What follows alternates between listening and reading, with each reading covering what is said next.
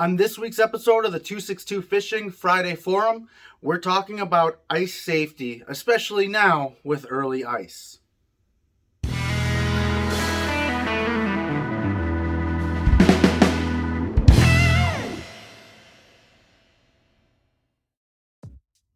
This week's video, we're talking about ice safety, specifically how to use a spud bar, and we'll get to that in just a minute. But with early ice going on right now, if you saw my ice reports this last Tuesday, we're getting close to safe ice here in Waukesha County. We're almost there. Hopefully by this weekend, after the cold forecast we have, we'll be there. But early ice is something that needs to be taken very seriously when it comes to safety. And I've mentioned some safety items that are good to have that you really should have out on the ice in a previous Friday forum. We're going to talk about a few of those things, a few ways to stay safe out on the ice, and we're going to dive in depth about how to safely use your spud bar so that you know that the ice you're on is safe to hold you up. This video focuses primarily on just walking out on the ice. There are guidelines out there for when it's safe to take a snowmobile or an ATV or drive your car or your truck out there. We're not going to worry about all of that because generally those are more advanced ice fishermen that hopefully know what they're doing. Not always, because you always hear stories about cars going through or people falling through. Especially this time of year, people are falling through all the time. So the purpose of this video is to keep you guys safe out on the ice and figure out if the ice is going to be thick enough for you to even just walk out on it. Generally speaking, the guideline is somewhere between 2 to 6 inches of ice is going to be the borderline safe thickness of ice for you to be able to walk out. And this is going to depend on a couple of different things. Clear ice generally will hold stronger than kind of like a milky ice, almost like somebody's been skating on it. Clear ice is generally stronger. You can usually get away with less clear ice than you would be able to that sort of milky, dirty ice, for lack of a better term. So knowing what the ice looks like while you're walking out is kind of an important thing.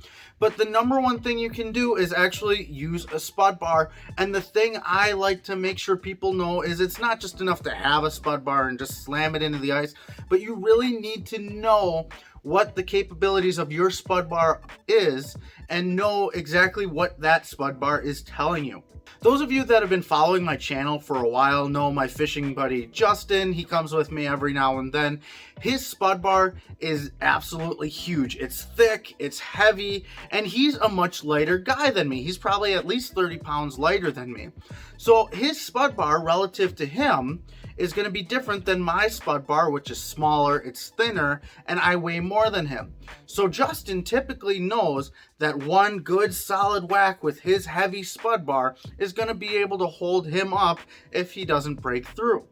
Now my spud bar, I know because it's a lighter spud bar and I weigh more, I got to give it at least 2 solid whacks into the ice for me to even consider walking out on that ice, assuming my spud bar didn't go through. Now, if you saw my ice report this last Tuesday, you guys know I slammed my spud bar through, it went through, and I still went and walked out on the ice. This is not something that you should be doing. I took the risk, number one, because I wanted to see what the ice was like, and number two, so you didn't have to take the risk. That being said, I made sure that I never made it like deeper than falling through to my knees or anything like that. But if you notice in those clips, and I'll play another one right now, I slammed my spud bar down. I know exactly what that ice felt like when my spud went through, even if it did go through after just one hit. And I knew what that ice was, so that if I stepped there, I knew what to expect.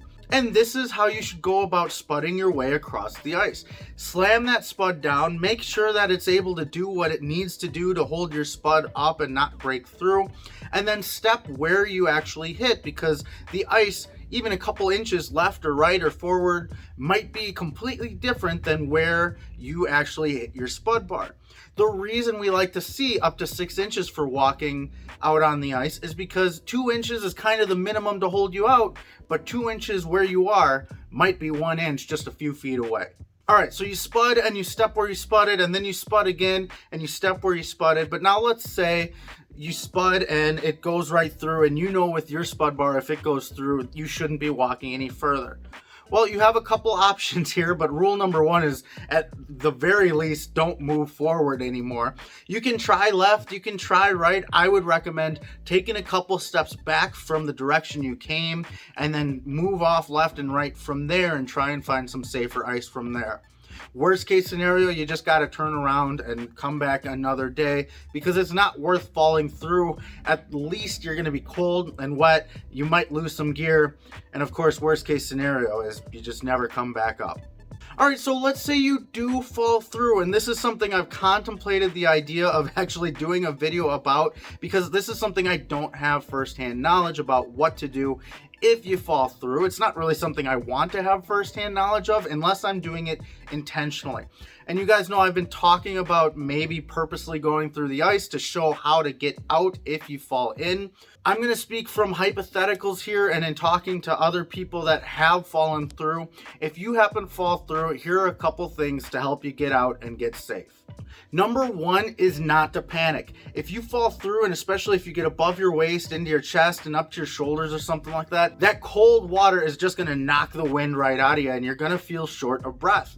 But as long as your head is above water, you're not getting dragged down by anything like that, you're in good shape right there. So rule number one is don't panic. If you need to take a quick second to realize, okay, I'm above water, I can catch my breath, and then we can move on to the next thing, which is grab your spikes, which you should have wrapped around your neck, secured to you somehow so that they don't fly off if you fall through the ice.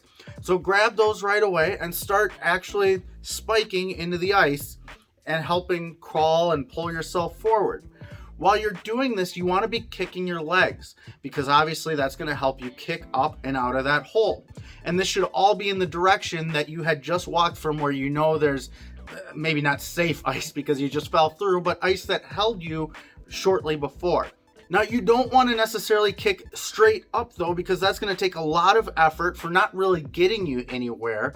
Once you get to a certain point where, like, okay, you're holding on a little bit, you want to actually bring your legs up, and instead of kicking upward like this, you want to kick across like this to try and get your body across that ice and fully out of the water.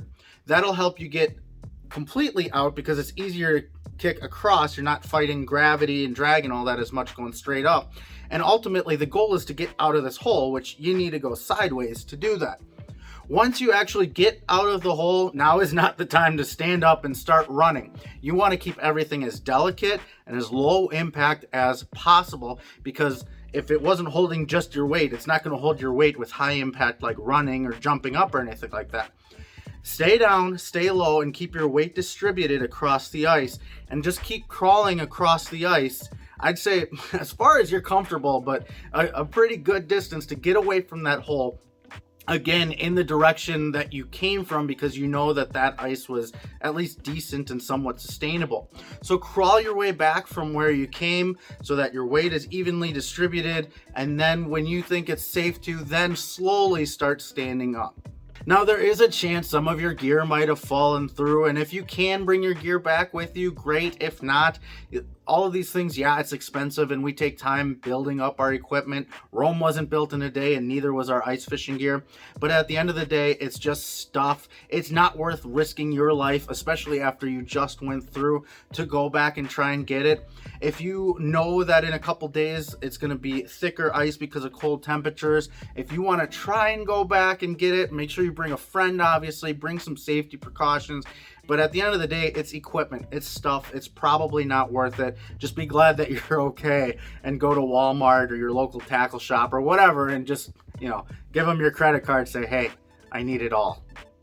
All right, so that's going to be it for this week's Friday Forum. The upcoming weeks are going to be more of these sort of simple, basic ice fishing topics, things that maybe some of you more experienced ice anglers are already familiar with, and maybe you'll learn something new. I hope so, but if not, drop a comment down below. Let me know what other tips you'd like to give new ice anglers.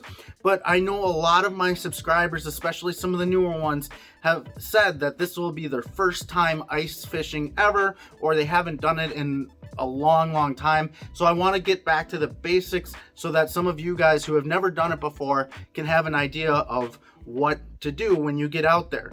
Keeping that in mind, next week's Ice Fishing Friday Forum will be very, very simple. And some of you might think, well, why are you doing this? It's simple. We do it every time we go ice fishing. But if you've never gone ice fishing before, you might never have known or been told how to use an auger. And obviously we have to use an auger to ice fish, right? Because you got to get through the ice, get down to the water to fish. So next week's Friday Forum will be basics about how to use just your handheld cranking auger.